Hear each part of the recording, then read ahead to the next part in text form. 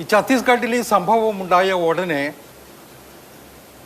ബി.ജെ.പിയുടെ സംസ്ഥാന അധ്യക്ഷൻ ശ്രീ രാജീവ് ചന്ദ്രശേഖരെ വിളിച്ച് സഹായം തേടിയത് കേരളത്തിലെ കത്തോലിക്ക സഭയാണ്.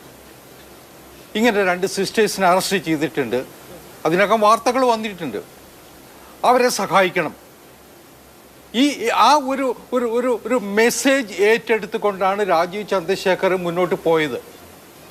അദ്ദേഹം കേന്ദ്ര ആഭ്യന്തരമന്ത്രിയെ കണ്ടു, പ്രധാനമന്ത്രിയെ കണ്ടു, ഛത്തീസ്ഗഡിലെ മുഖ്യമന്ത്രിയുമായിട്ട് സംസാരിച്ചു.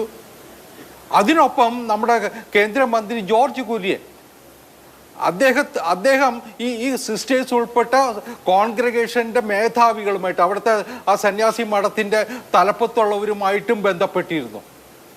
ആ നിലയിലുള്ള ഒരു കമ്മ്യൂണിക്കേഷൻ നെറ്റ്വർക്ക് അന്ന് തന്നെ നടന്നിട്ടുണ്ട്. അവരെ ജയിലിൽ നിന്ന് മോചിപ്പിക്കാൻ ആവശ്യമായ സഹായം ചെയ്യണം എന്നതായിരുന്നു ക്രൈസ്തവ സഭയുടെ അഭ്യർത്ഥന.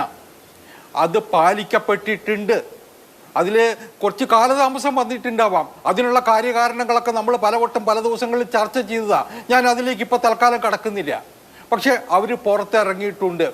അത് ബി ജെ പിയോട് കേരളത്തിലെ ക്രൈസ്തവ സഭ നടത്തിയ ഒരു അഭ്യർത്ഥനയെ തുടർന്ന് ബി.ജെ.പി സ്വീകരിച്ച നടപടികളെ തുടർന്നുണ്ടായ ഒരു സ്ഥിതിഗതിയാണ്.